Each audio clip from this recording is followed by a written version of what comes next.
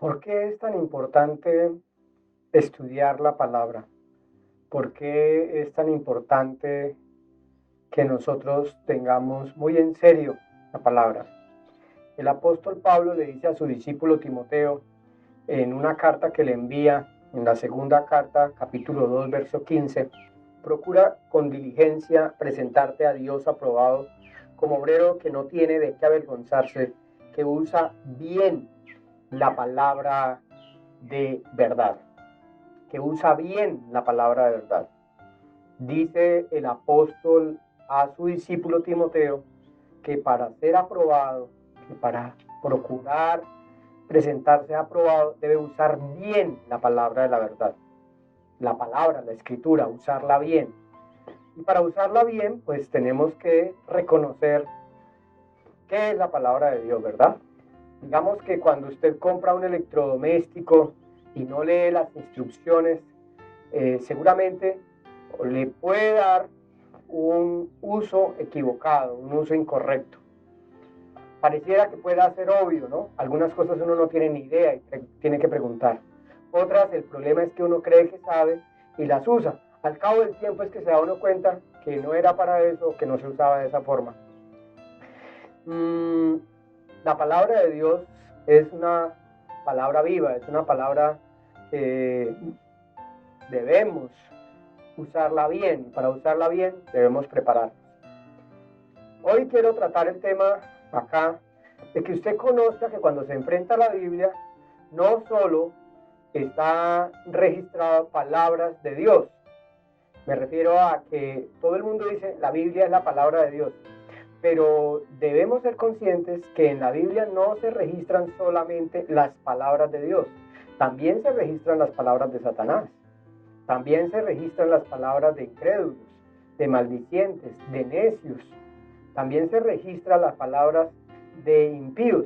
Entonces muchas veces no observamos bien el texto, el contexto y adjudicamos, como decíamos en el video pasado, una mala interpretación a palabras que se están diciendo allí, pero que no corresponden a lo que el Señor quiso transmitir. Un ejemplo de eso es una porción de la Escritura en donde el apóstol Pedro habla. Están todos los discípulos, está el Señor Jesucristo, y el apóstol dice en Mateo 26:33, respondiendo Pedro le dijo, aunque todos se escandalicen de ti, yo nunca me escandalizaré. Estaban hablando allí y entonces prácticamente le está diciendo el apóstol Pedro, aunque todos te abandonen, aunque todos te traicionen, yo nunca, nunca, nunca te voy a traicionar. Digamos que lo estaba diciendo Pedro desde su condición humana, pero lo traicionó, lo negó. Entonces podemos decir que esa palabra de Pedro es inspirada por el Espíritu Santo. Podemos decir que efectivamente Dios permitió que estuviera en la Biblia para enseñarnos cómo puede actuar el hombre, pero no significa que el Espíritu Santo estaba hablando allí por medio de él porque pues se equivocó. Podemos decir entonces que desde el punto de vista histórico, la palabra, el contexto es inspirado por el Espíritu Santo.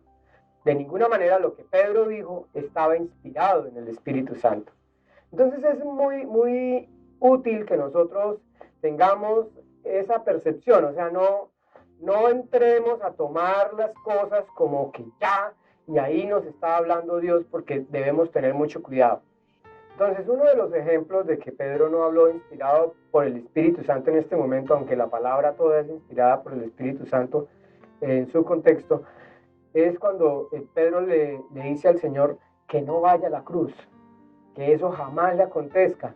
Y la respuesta del Señor Jesucristo es en Mateo 6, verso 22, verso 23, pero él volviéndose dijo a Pedro, quítate delante de mí, Satanás, me eres tropiezo porque no pones la mira en las cosas de Dios, sino en las de los hombres.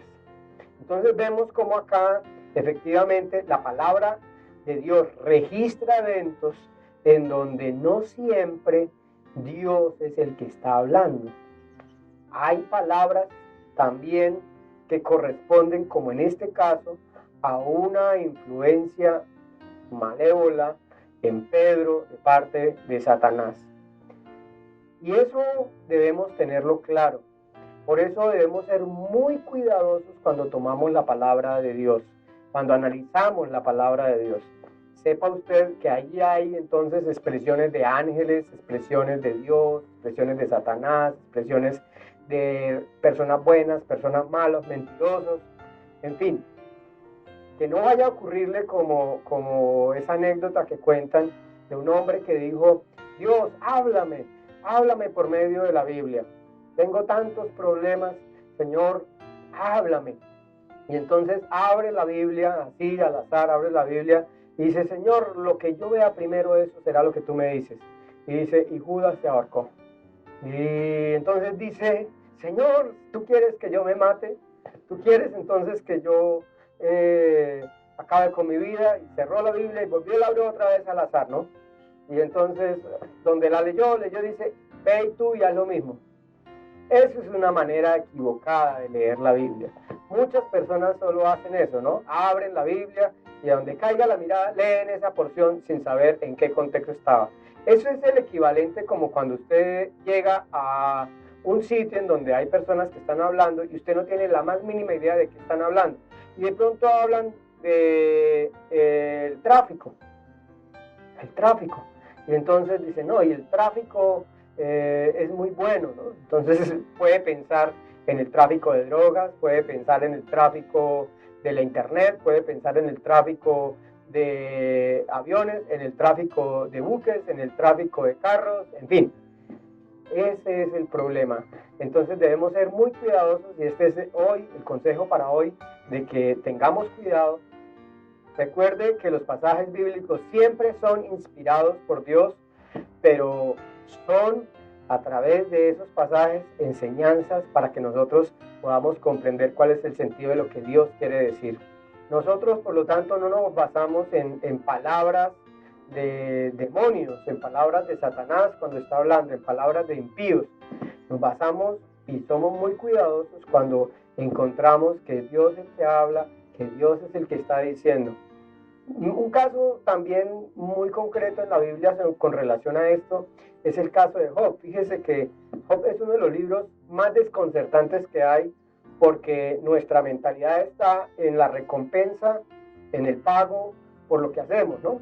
Entonces Job era un hombre justo que no pecaba, dice la Escritura, y sin embargo recibe un castigo, entre comillas, de Dios, recibe una prueba. Y todos los amigos que llegan a donde Job le dicen: no, pero Job, arrepiéntete, porque esto que te está pasando es porque tú pecaste, porque tú hiciste mal, Dios es el que castiga al impío y tú has pecado. Y fíjense que dentro del contexto normal uno podría decir: sí, si le está pasando algo malo es porque Dios está castigando.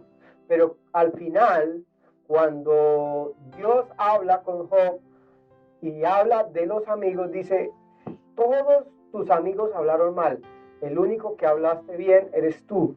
Ahora tú ora por tus amigos para que tus amigos reciban el perdón.